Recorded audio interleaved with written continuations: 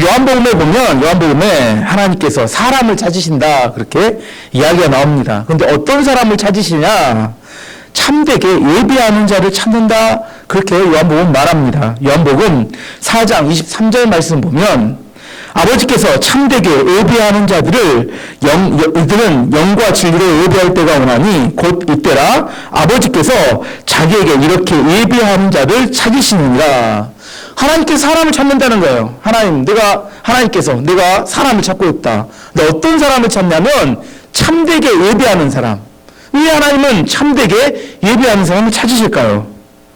그 사람에게 하나님께서 복을 주시고 그를 복의 통로로 세우기를 원하신다는 겁니다. 여러 사람들이 있는데 여러 사람 중에서 특별히 참되게 예배하는 자, 그 사람은 하나님 안에 복받을 준비가 돼 있는 사람입니다. 오늘 본문에는 12지파 중에 레위지파에 대한 설명을 합니다. 레위지파가 오늘 요한복음 4장 23절에 말씀하신 하나님이 찾으시는 그런 지파가 되어서 하나님의 축복과 축복의 통로의 역할을 감당하는 그런 지파가 된 이야기가 나옵니다.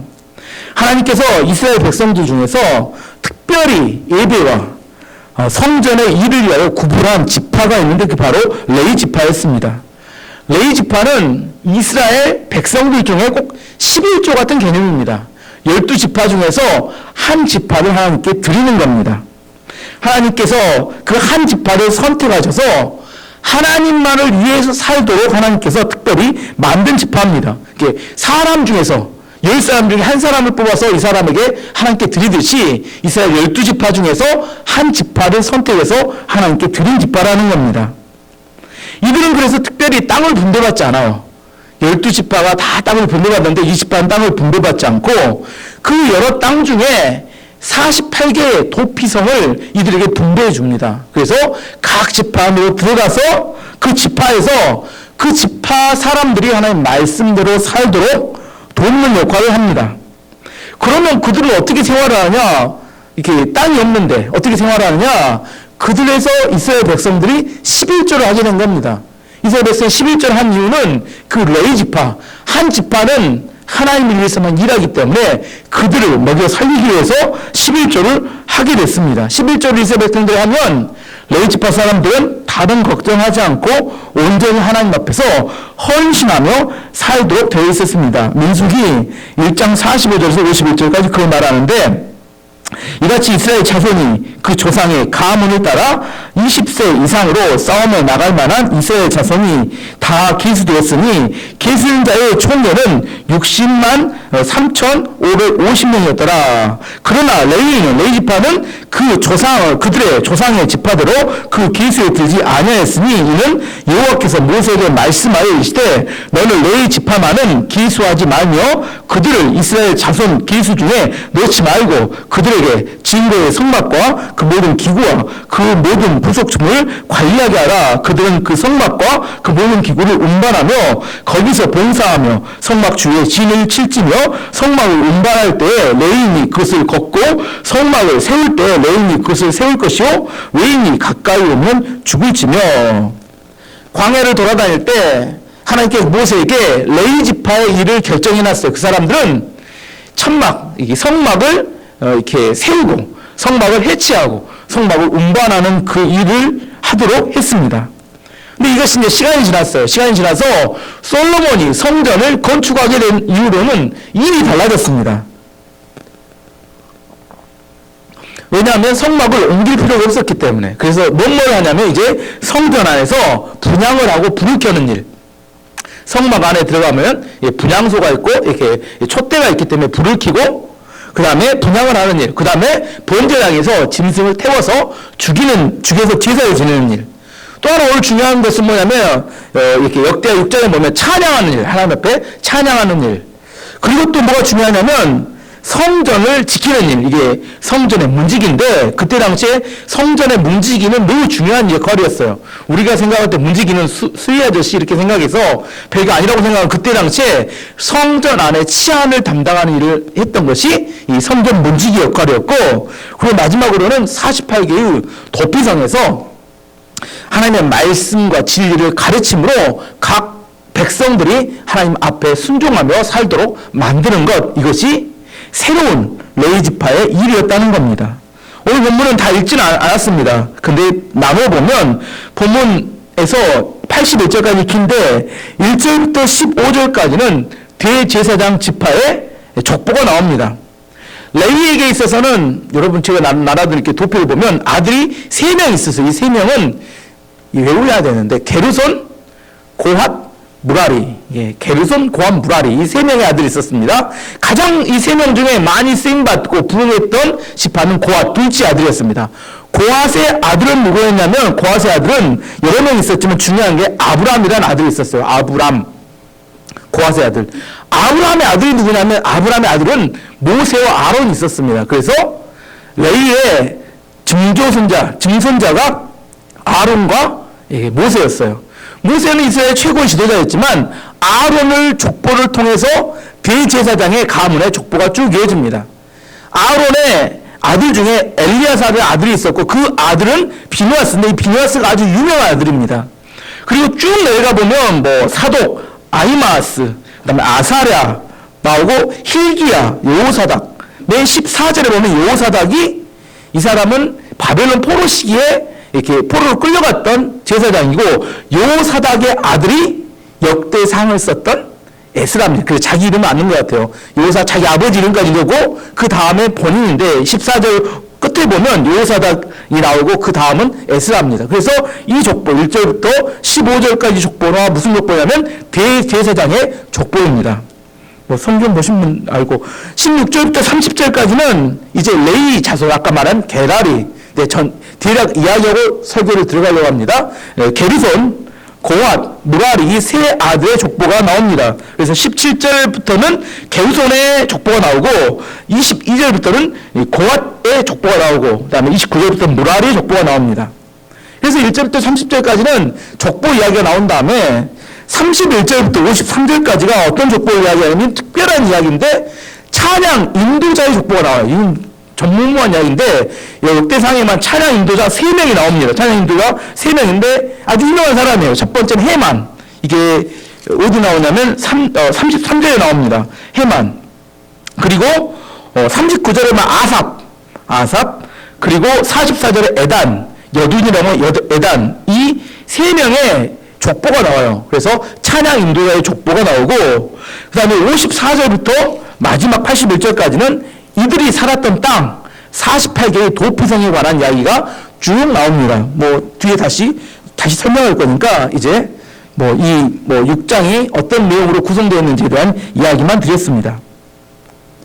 레위의 역사를 한번 이야기해 볼게요. 지난주에 시므온의 지파에 대한 설명할 때 말씀드렸어요. 레위와 시므온은 디나의 사건 아시죠? 디나의 사건 때 둘이 힘을 합쳐서 세겜 사람들 다 칼로 죽였습니다.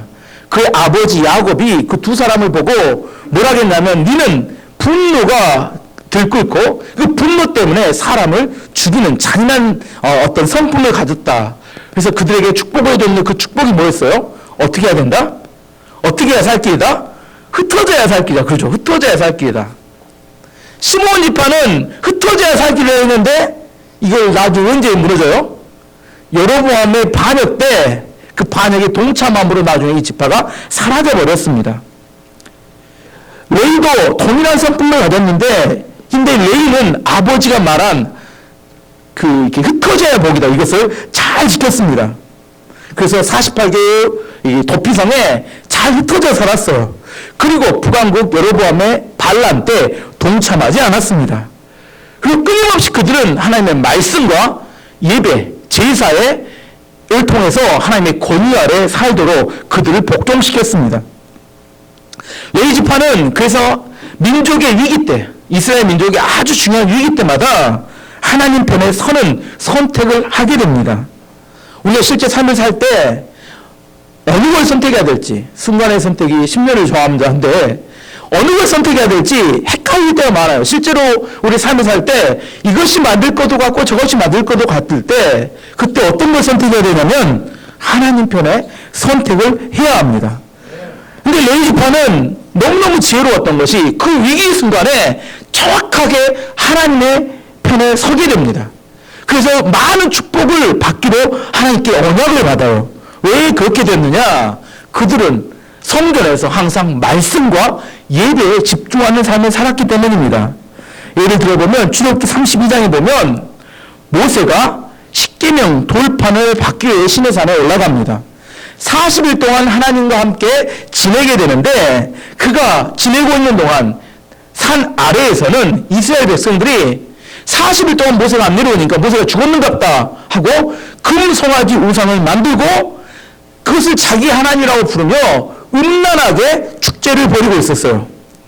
모세가 두 돌판을 가지고 내려왔더니 이 광경을 보고 대노합니다. 그래서 두 돌판을 던져서 깨뜨려버리고 금송아지 우상을 가루로 만들어서 이렇게 우상 숭배했던 사람들한테 타서 먹입니다.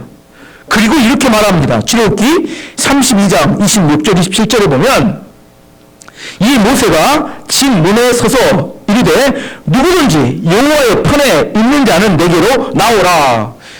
모든 백성들이 다 음란하고 축제를 벌이고 있는데 모세가 이야기하는 겁니다.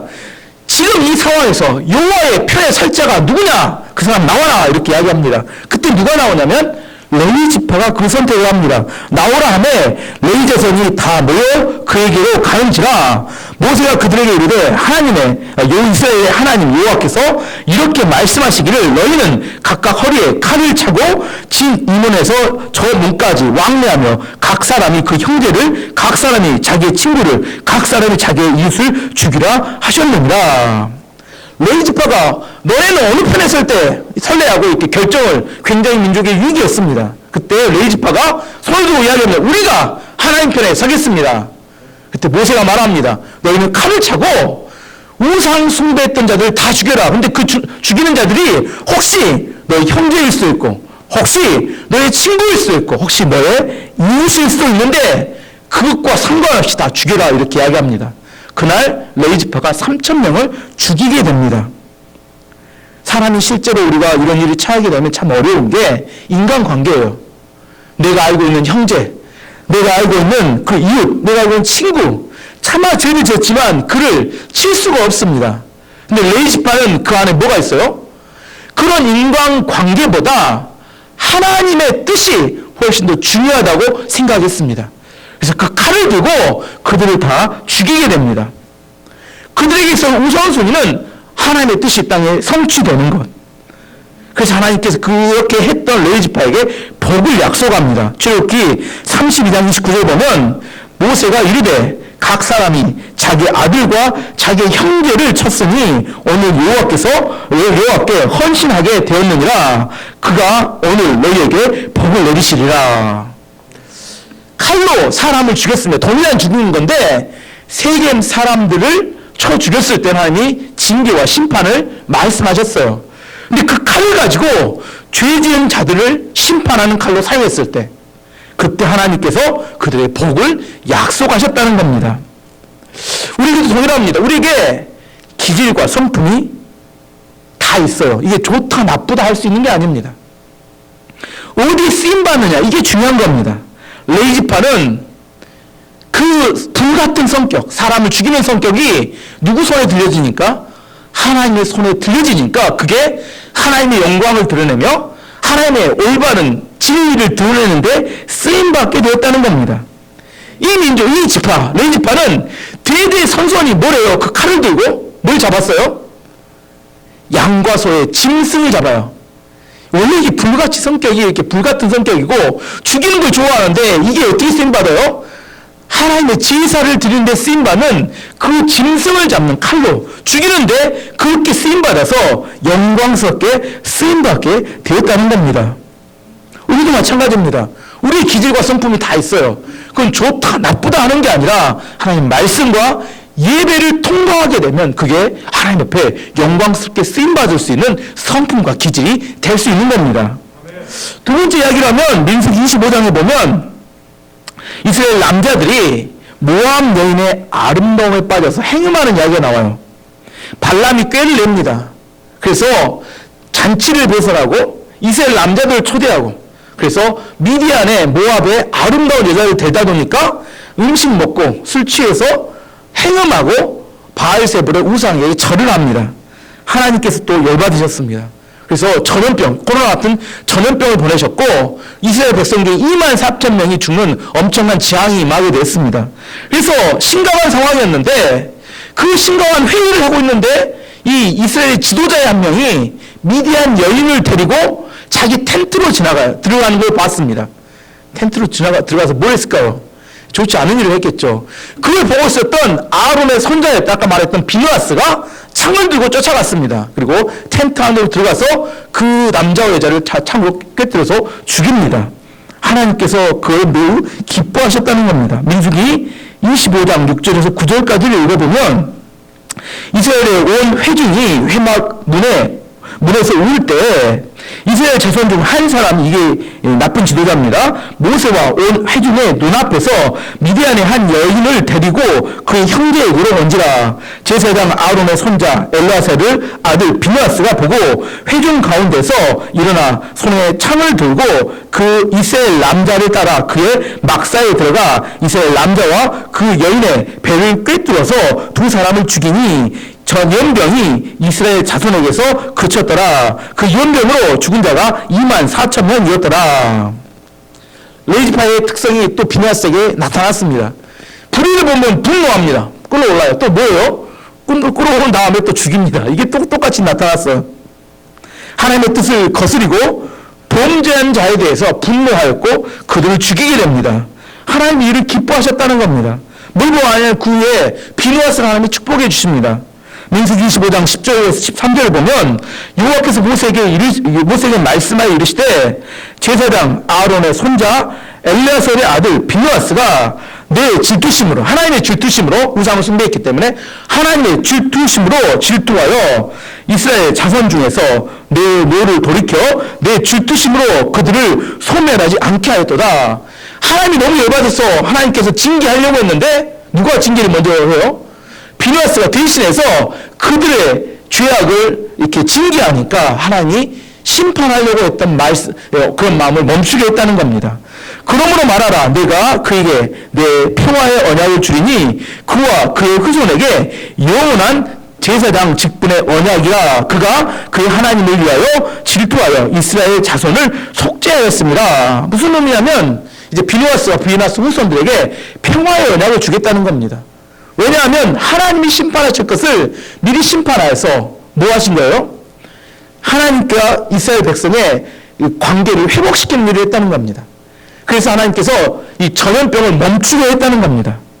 그래서 비누아스와 비누아스 후손들에게 대대의 선손이 대제사장과 제사장의 직분을 맡기는 언약, 그게 바로 평화의 언약입니다.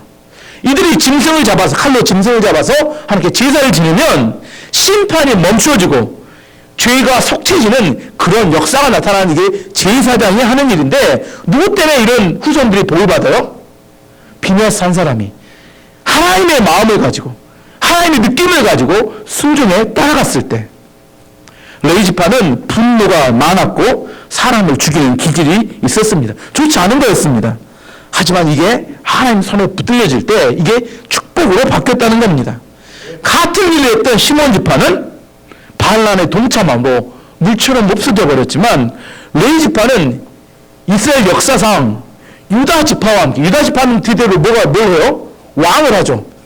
근데 유다 지파 옆에는 항상 대제사장과 제사장과 레이지파 사람들이 역사상 등장합니다. 위대하게 유다 지파와 두 지파가 가장 위대하게 쓰임받는 역사에 유명한 사람들이 엄청 많이 나와요. 다윗 시대에는 사독 아히마스 이런 사람이 대제사장이었고, 솔로몬 시대에는 성전을 건축했던 대제사장 아사랴, 그리고 요시야 왕의 계획에는 hil기야, 성전에서 언약책을, 율법책을 발견한 사람 등등등 이스라엘 역사에 있어서 왕의 족보 말고 가장 인정받는 유명한 사람들은 누가 되냐면 바로 레이지파 출신들이 됐습니다. 어떻게 이런 역사가 나타났을까? 어떻게 그 범죄 레이지파의 집단 살인으로부터 시작했던 이 지파가 이런 놀라운 축복, 유다 지파의 버금가는 축복을 받았을까? 그들은 흩어져 지내면서 하나님 말씀과 예배에 집중했기 때문입니다. 이게 예배자의 축복이라는 겁니다. 좀 더 설명을 해보면, 한 가지 더 설명하면 모세와 아론을 설명해 볼 수 있습니다. 이스라엘이 출애굽할 때 가장 영광스럽게 쓰임받았던 하나님의 사람은 모세입니다. 그렇죠. 아론은 뭔 역할을 했냐면 아론은 모세가 그런 역사와 지도를 할 때 돕는 역할을 했을 뿐입니다. 그래서 성경 초반 창세기부터 보면 항상 이름이 나올 때 모세와 아론은 이렇게 나와요. 근데 중반이 넘어가면 이름이 바뀝니다. 아론과 모세는 이렇게 바뀌어요. 모세는 그 후손들이 별 볼 일 없이 끝나버렸어요. 근데 아론은 나중에 시간이 지나다 보니까 점점 강성해지고 놀랍게 쓰임받는 인물들이 대부분 아론의 가족들, 후손들에서 나왔기 때문입니다. 더더군다나 모세의 후손 중에는 우상 숭배자가 나왔어요. 왜 나오냐면 사사기에 나오는데 모세의 손자 요나단이라는 사람의 이야기가 나옵니다. 사사기 18장을 보면 에브라임 산지에 미가의 집이라는 곳에서 미가의 집에서 엄마와 아들이 금으로 우상을 만듭니다. 근데 금으로 우상을 만들었는데 어떻게 할지 모르니까 레위 사람 한 명을 돈을 주고 고용을 해요. 그리고 너희가 이 우상의 제사장이다 이렇게 임명을 해줍니다. 근데 단지파가 그 길 지나다가 그 우상을 발견하고 우상을 뺏어갑니다. 이 우상을 뺏어가면서 누구까지 데려가냐면 그 레위 지파 사람까지 데려가서 그 단 지파의 제사장으로 그와 그의 후손들을 삼게 됩니다. 근데 이 사람이 누구냐면 바로 모세의 손자 요나단이라는 사람이었습니다. 이 우상 숭배인데 사사기 18장 30절에 보면 나옵니다. 단 자손이 자기들을 위하여 그 새긴 신상을 세우고 모세의 손자 게르솜의 아들인 요나단과 그의 자손은 단 지파의 제사장이 되어 그 땅 백성이 사로잡히는 날까지 이르렀더라. 우상 숭배의 제사장이 되어가지고 그의 후손들까지 계속 타락한 생활을 하게 되었다는 겁니다. 모세의 후손은 별 볼 일 없이 되어버렸어요. 그런데 아론의 후손은 그의 반면에 대대 선손이 하나님 앞에 영광스럽게 이스라엘의 최고의 지도자로 쓰임받게 되었습니다. 어떻게 아론의 자손이 이렇게 영광스러운 하나님 앞에 쓰임받는 대제사장이 가문이 되었을까? 왜 그래요? 성전에서 하나님의 말씀과 예배를 붙들었기 때문이라는 겁니다. 그들을 키운 게 아니에요. 그들은 하나님의 성전에서 그들이 힘든 예배와 말씀을 붙들었는데 그 예배와 말씀이 그 레위 지파와 아론의 가문을 영광스럽고 위대하게 만들었다는 겁니다. 저는 오늘 여기서 지혜를 얻기 원합니다. 우리 교회 모든 가족들이 여러분의 가족이 말씀과 예배에 집중함으로 하나님 앞에 영광스럽게 쓰임받는 가족들이 되기 원합니다. 기독교 명문 가정을 이루기 원합니다. 다 아멘 하시죠. 아멘 하셔야 합니다. 말씀과 예배를 붙드는 그런 가문. 레위는 아무런 별 볼 일 없이 시작했지만 그들이 하나님 앞에 쓰임받는 일을 통하여 하나님께 영광스럽게 되었습니다. 두 번째 오늘 주제는 찬양 인도자의 족보입니다. 재밌는 게 찬양 인도자의 족보를 이렇게 기록합니다. 다윗 시대 이전에는 찬양 인도자가 없었어요. 근데 다윗이 언약궤를 이렇게 다윗성 예루살렘으로 가져왔습니다. 예루살렘을 가지고 온 다음에 그 언약궤를 아직 성전이 지어지기 전이었기 때문에 성막, 회막 아래다 두었습니다. 그리고 나서는 뭘 조직하냐면 찬양대를 조직했습니다. 찬양대를 조직했는데 그 찬양 인도자 3명, 리더가 3명이었던 것 같아요. 아까 말했던 것처럼 레위의 아들은 3명이었습니다. 게르손, 고앗, 무라리. 근데 이 세 후손들의 대표 한 명씩을 세웠습니다. 이게 찬양 인도자, 유명한 찬양 인도자는 3명입니다. 고앗의 찬양 인도자는 고앗 출신의 찬양 헤만입니다.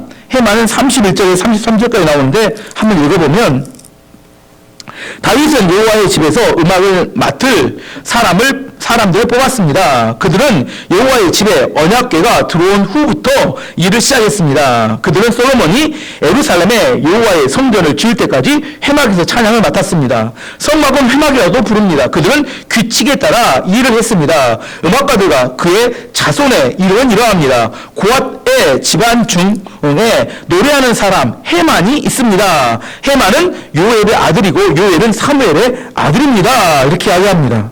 헤만이 최고 찬양 인도자 가운데 있는 사람이었습니다. 근데 헤만이 누구냐? 헤만이 누구냐면 오늘 33절 보니까 사무엘의 손자였다. 사무엘 아시죠? 사무엘 선지자의 손자였다 이렇게 이야기가 나옵니다. 사무엘의 아들이 2명 있었어요. 사무엘의 아들. 사무엘의 아들은 요엘과 아비야입니다. 근데 얘들은 망나니였어요. 사무엘이 나이가 들었을 때 자기 2 아들을 사사로 세웁니다. 그래서 니네가 대신 백성들의 재판을 해라 했어요. 근데 이 2 아들들이 뭘 하냐면 뇌물을 받고 재판을 했습니다. 그게 사무엘상 8장 1절에 3절까지 나옵니다. 사무엘이 늙음에 그의 아들들을 이스라엘 사사로 삼으니 장자의 이름은 요엘이요 차자의 이름은 아비야라. 그들이 브엘세바에서 사서가 되니라. 그의 아들들이 자기 아버지의 행위를 따르지 아니하고 이익을 따라 뇌물을 받고 판결을 굳게 하니라. 그래서 장로들이 쫓아온 사무엘에게 항의합니다. 어떻게 아들들이 그렇게 뇌물 받고 재판을 어그러뜨게 할 수 있습니까? 그래서 사무엘이 자기 아들들의 사사의 직분을 못하게 합니다. 한마디로 아버지를 원래 똥칠한 거죠. 그런데 이런 망나니 아들 중에 첫 번째 아들이 요엘이 있었는데 요엘의 아들이 헤만이었어요. 참 이상하죠? 훌륭한 아버지 아래 망나니 아들이 나오고 망나니 아들 아래 또 훌륭한 아들이 나옵니다. 그래서 하는 이야기가 자식은 내 마음대로 안 되는 겁니다. 자식이 내 마음대로 될 거라 이야기하면 어리석은 이야기입니다. 또 자식이 또 네가 망나니라 또 자식도 망나니 그것도 아니라는 겁니다. 어쨌든 헤만은 요엘의 아들이었는데 가장 뛰어난 찬양 인도자가 되었습니다. 그리고 그 아들들 헤만의 아들들도 수가 많았는데 헤만이 찬양대를 조직할 때 자기 자녀들을 찬양대에 속해서 찬양대 팀원으로 만듭니다. 그 이야기가 역대상 25장 4절에서 6절까지 나옵니다. 읽어보면 헤만에게 이르러는 그의 아들 이름이 나오는데 붓기야와 마따냐와 우시엘과 스브엘과 여리목과 하나니와 엘리아라와 깃달디와 로만비에셀과 여스부가사와 말로디와 호딜과 마하시오디라. 이는 다 헤만의 아들이니 나팔 부는 자들이며 헤만은 하나님의 말씀을 가진 왕의 선견자라. 하나님이 헤만에게 14아들과 3딸을 주셨더라. 헤만의 아들이 다 그의 아버지 헤만의 쥐 아래 제군과 비파와 수금을 잡아 여호와의 전에서 노래하여 하나님의 전을 섬겼으며 아삭과 유두둔과 헤만은 왕의 쥐 아래 있었으니. 무슨 말이에요? 헤만이 본인만 유명한 찬양 인도자가 아니라 온 가족을 찬양하는 가족으로 만들었다는 겁니다. 하나님 앞에 찬양을 통하여 영광 속에 쓰임받는 기독교 명문가정을 이루었더라. 이게 헤만의 가족 이야기입니다. 헤만은 어떻든 가장 중요한 다윗 시대의 찬양 인도자였는데 그 가족이 그 찬양을 통하여 축복을 받았다는 이야기가 나옵니다. 두 번째, 우측에 있는 게르손 자손의 찬양 인도자는 아삽입니다. 39절에 보면 헤만의 오른쪽에 서서 헤만을 돕는 아삽은 헤만의 형제였습니다. 헤만의 오른쪽에는 아삽이 찬양 인도자로 섰다는 겁니다. 아삽은 어디서 많이 들어본 이름이에요. 시편을 읽어보면 아삽이라는 이름이 많이 나옵니다. 아삽이 있었던 시편이 12편이 있는데 그게 50편 한 편하고 73편부터 83편까지 11편, 73편부터 83편까지 11편은 12편을 아삽이 시편을 쓴 작사가였습니다. 우리가 알고 있는 말씀 중에 아삽이 썼던 시편에 나온 것 중에 하나는 시편 50편 23절 말씀입니다. 읽어보면 감사로 제사 드리는 자가 나를 영화롭게 하나니 그의 행위를 옳게 하는 자에게 내가 하나님의 구원을 보이리라. 잘하는 이야기죠. 이걸 아삽이 지었던 겁니다. 그 시대에 아삽은 유명한 작사가였던 것 같아요. 그래서 그가 작사를 하고 노래 곡을 붙이면 찬양을 하게 되는. 아무튼 우편에는 아삽이 찬양 인도를 했습니다. 좌편에는 누가 했냐면 좌편은 에단이라는 사람이 합니다. 44절 보면 헤만의 왼쪽에 서서 헤만을 돕는 한 사람은 에단이었습니다. 에단은 그는 무라리 집안의 대표자였습니다. 이 무라리 집안의 대표자는 에단인데 에단은 이름이 다른 말로는 여두둔입니다. 여두둔도 시편에 가끔 나옵니다. 시편 3편에 시편 39편, 62편, 72편에 보면 이 여두둔이 이 작사한 곡이 아니라 그 시편은 다윗이 작사한 곡인데 뭐라고 기록되어 있냐면 여두둔의 형식으로 부르는 노래, 여두둔의 법칙을 따라 부르는 노래. 이 여두둔은 이렇게 에다는 어떤 거였냐면 노래를 부르는 방식을 아마 정했던 것 같아요. 여두둔의 법칙이나 여두둔의 방식으로 노래를 하는 건데 성경학자들이 이렇게 예상을 했는 어떤 거냐? 여두둔은 주로 교훈을 전달하는 산문시를 많이 썼다고 합니다. 산문시. 시를 쓰는 산문시. 산문시를 쓰는데 산문을 노래처럼 읽으면서 이렇게 찬양을 하는 건데 요즘 형식으로 말하면 뭐라고 이야기할 수 있냐면 랩이라고 해요, 랩. 이해가 되신가요? 산문인데 말인데 말을 이렇게 노래처럼 하기 때문에 랩 형식으로 그걸 여두둔의 방식, 여두둔의 형식, 법칙을 따라 노래한 곡 이게 3편이 나옵니다. 아시겠죠? 시편을 읽어보면 누가 지었는지, 그다음에 어떻게 부르는 건지를 묘사하는데 그때 당시에 유명했던 지도자가 3명이었다는 겁니다. 첫 번째는 헤만, 두 번째는 아삽, 세 번째 여두둔. 3사람이 찬양 인도를 했습니다. 여기까지는 더 성경에 대한 설명이고 찬양 인도자의 족보를 왜 이렇게 자세히 기록했을까? 찬양이 그만큼 중요하다 그 이야기를 하는 겁니다. 특별히 찬양을 통해 하나님께 영광을 돌렸던 대표적인 성경의 사람은 다윗입니다. 다윗은 수금을 타면서 하나님을 찬양했어요. 그리고 또 다윗은 찬양시를 작사해요. 그래서 많은 찬양, 시편이 누가 지었어요? 다윗이 지은 시편이 많습니다. 다윗이 수금을 타며 찬양을 하게 될 때 귀신이 떠나가는 역사가 있었습니다. 사무엘상 16장 3절을 보면 하나님께서 부리시는 악령이 사울에게 이를 때 다윗이 수금을 타고 와서 수금을 들고 와서 손으로 탄즉 사울이 상쾌하여 낫고 악령이 그에게서 떠나더라. 다윗이 수금을 가지고 찬양할 때 뭐가 떠났다고요? 악한 마귀가 떠났다. 찬양은 악한 마귀를 떠나게 하는 능력이 있습니다. 우리 마음이 혼란스럽고 힘들고 어려울 때 자꾸 이상한 생각이 들고 내 마음이 좌절되고 넘어질 때 뭐 해야 돼요? 찬양을 해야 합니다. 다윗은 뭘 경험했어요? 그의 인생 가운데 찬양할 때 능력이 임하고 하나님의 임재가 임하며 악한 마귀가 떠나가는 것을 그 인생 가운데 경험했다는 겁니다. 그래서 언약궤가 들어올 때, 언약궤가 엘리사람으로 들어올 때 그가 그 앞에 뭐예요? 힘을 다하여 춤을 추죠. 무엇이 내려가 버렸어요? 바지가 내려가 버렸습니다. 사무엘하 6장 14절을 보면 다윗이 여호와 앞에서 힘을 다하여 춤을 추는데 힘을 다하여 춤을 춘다. 이거 요즘 말하면 몸찬양이에요. 몸찬양.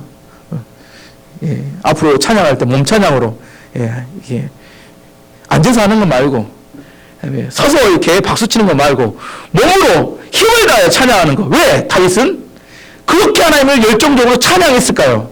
찬양의 능력을 알았기 때문입니다. 다윗은 언약궤가 그 성중으로 들어오자, 언약궤가 이스라엘 성에 들어오자 천막을 친 후에 가장 먼저 했던 게 찬양들을 조직했습니다. 본인이 찬양을 통하여 하나님의 임재를 경험했으며 하나님의 은혜를 받았습니다. 악한 마귀가 떠나가는 걸 경험했어요. 그래서 모든 백성이 찬양하기를 원했습니다. 찬양들을 조직하고 그 다음에 찬양을 뜨겁게 할 때 하나님의 임재가 임하고 하나님의 부흥의 역사가 나타난 것을 다윗은 경험했기 때문입니다. 지금도 마찬가지입니다. 하나님 말씀이 임하게 되고 말씀을 통하여 마음의 평안이 임하게 되면 그 다음 나타나는 것은 뭐냐면 찬양이 회복되기 시작합니다. 부흥한다고 하는 교회들 가보면 다 특징적인 공통점이 뭐냐면 뜨거운 찬양이 있다는 겁니다. 왜냐하면 부흥한다는 것은 그 안에 감사가 있고 은혜가 있기 때문에 그 감사와 은혜를 감출 수가 없어요. 그래서 뭘로 표현하냐면 찬양으로 표현합니다. 부흥하는 교회는 반드시 뜨거운 찬양이 있을 수밖에 없습니다. 억지로 하지 않습니다. 그의 마음 가운데 전심을 다하여 찬양합니다. 저는 우리 교회가 부흥하는 교회가 되기를 원합니다. 그것에서 반드시 회복되어야 될 것은 뜨거운 찬양이 회복되어야 합니다. 우리 가정뿐만, 우리 교회뿐만 아니라 여러분의 가정도 마찬가지입니다. 여러분 셀도 마찬가지입니다. 여러분 함께 모일 때마다 뜨겁게 찬양할 때 악한 마귀가 떠나가고 하나님의 놀라운 임재가 임하며 하나님의 부흥의 역사가 나타납니다. 2021년은 찬양을 통하여 뜨겁게 부흥하는 민족과 일반교회 되기를 축원합니다. 마지막 세 번째는 레위지파의 땅 분배에 대한 이야기가 나옵니다. 54절의 말씀을 보면 아론의 자손이 산 곳은 이러합니다. 아론의 자손 가운데 고앗 가문이 먼저 제비를 뽑아 레위 사람 목세 땅을 받았습니다. 이 고앗, 게르손, 무라리가 성을 48개 분배했는데 뭐 자세히 안 할게요. 고앗은 23개의 땅을 분배받습니다. 그다음 게르손은 13개의 땅을 분배받아요. 성을. 그리고 무라리는 12개의 성, 48개의 성을 분배받고 거기 흩어져 갑니다. 근데 어디로 갈 것인가? 우리 집안은 레위 자손인데 어디 갈 것인가 하면 뭘 뽑아서 했다고요? 제비를 뽑았다는 겁니다. 아, 나는 이 성을 가고 싶다.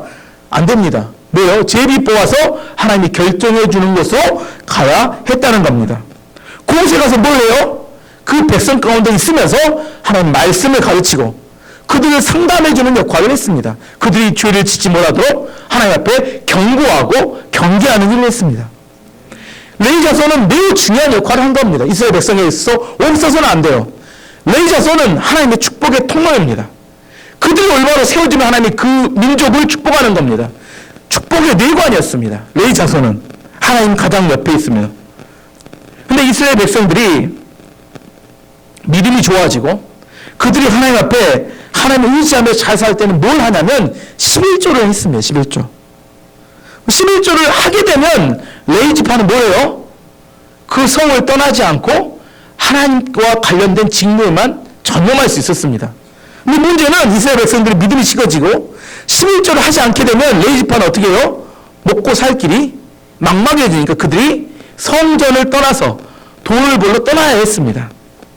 그때를 가리켜 뭐라고 하냐면 성전에 불이 꺼졌다 이렇게 이야기합니다. 성전이 있으면 성전 안에 성소가 있고 성소 안에 촛대가 있습니다. 촛대에 불은 날마다 레위 지파 사람들이 그걸 관리해야 했습니다. 근데 레위 지파 사람들이 먹고 살 길이 막막해지면 그들이 성전을 떠나서 뭐 하게 돼요?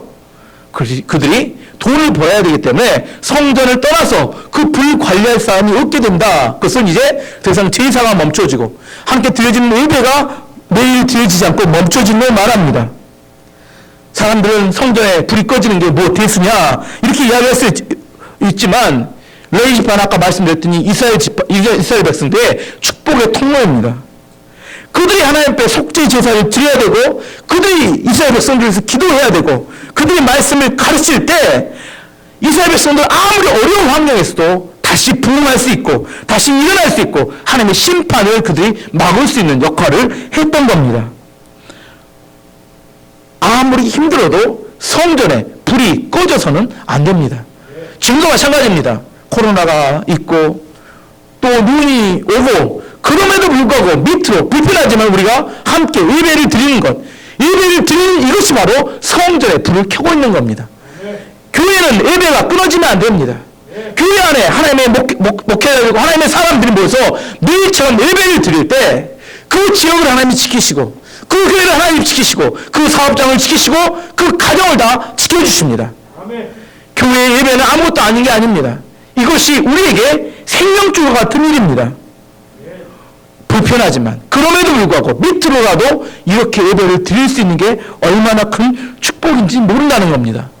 이스라엘 자손들 안에서 그 레위 지파는 그들이 맡겨진 역할과 사명은 매우 중요한 역할이었습니다. 그들은 하나님 앞에 헌신되이 그들의 삶을 잘 역할을 하게 되면 그 이스라엘 백성들은 축복 가운데 살 수 있었기 때문입니다. 오늘 말씀의 결론을 맺도록 하겠습니다. 레위 지파는 분노로 인하여 사람을 죽이는 지파였습니다. 하지만 그들이 하나님 앞에 그 칼을 들고 짐승을 잡아 제사를 드리고 속죄하는 축복의 통로가 되었을 때 하나님이 그 지파를 축복하셨습니다. 유다 지파와 동등하게 그 이스라엘 역사에 가장 중요한 인물들이 다 레위 지파에서 나왔다는 겁니다.